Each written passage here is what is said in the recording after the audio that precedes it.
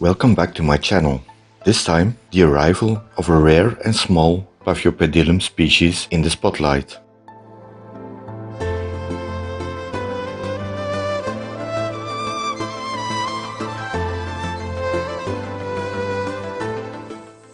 I picked up this small box containing 3 Paphiopedilum rungsuriyanum 2 weeks ago. Now it's time to see how they look and repot them.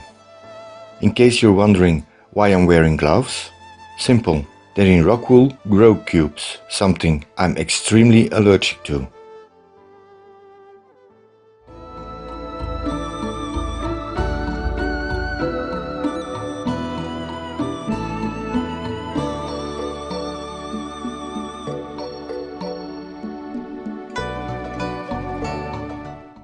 First, I need to unpot them and remove all the growing material carefully from the roots.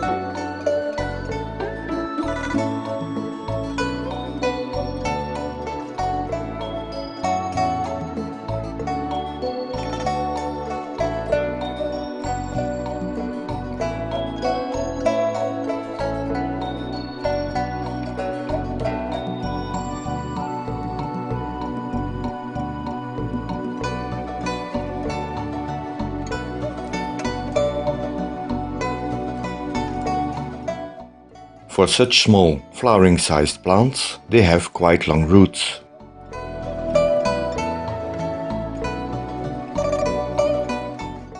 Here's the potting mix I will be using, the pots and the cleaned up plants. The pumice I will use as a drainage layer in the bottom of the pots. These orchids like a more humid growing environment and don't like the potting media to dry out completely. So I created this potting mix after being in contact with orchid growers that grow this species successfully. It consists of 4 parts of small bark, 8 parts of cut tree fern fiber, 1 part of small charcoal, 2 parts of perlite, 2 parts of small pumice, 2 parts of small lava rock, and 1 part of medium-grade Akadama. Paphiopedilum rungsuriyanum is native to northern Laos and the border region of northern Vietnam. It's considered to be the smallest Paphiopedilum species and is fairly new in cultivation. It was only described in 2014, when some plants were discovered in a shipment of Paphiopedilum cani in Thailand.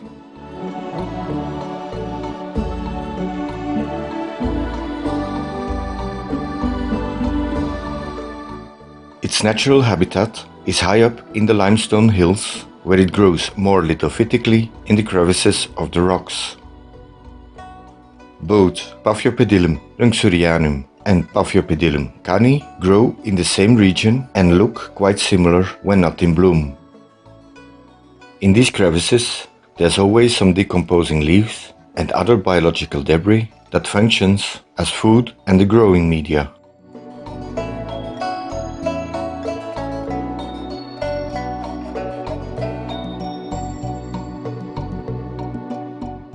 Now let's get back to repotting.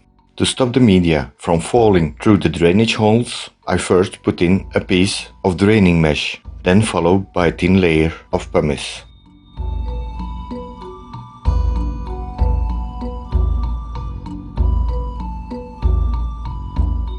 On top of that comes some of my potting mix, so I can carefully arrange the roots on top of it.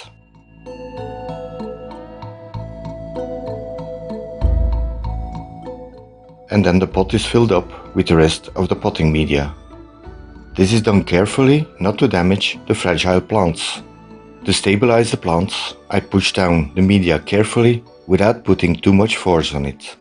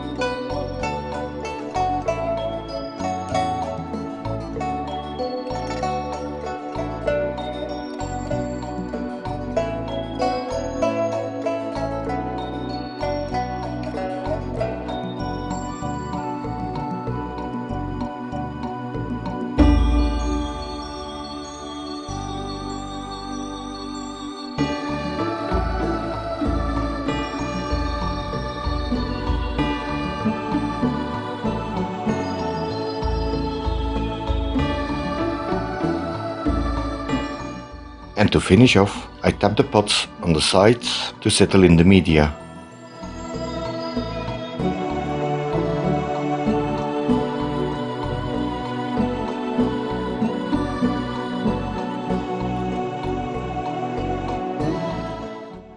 Here they are all potted up now. I added some of the original moss to monitor the humidity of the media.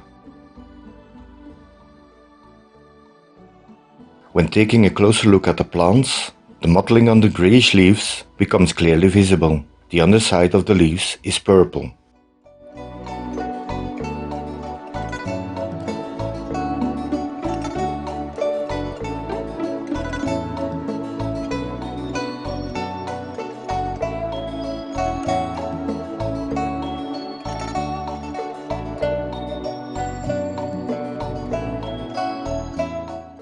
And here's where they will grow, next to my Paphiopedilum Helenae. They're on a shelf, approximately 1,20 m away from an east side window.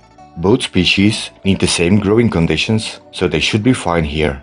Depending on the temperatures, I water them 2 to 3 times a week. Thanks for watching and see you next time. If you liked this video, please don't forget to subscribe or like it.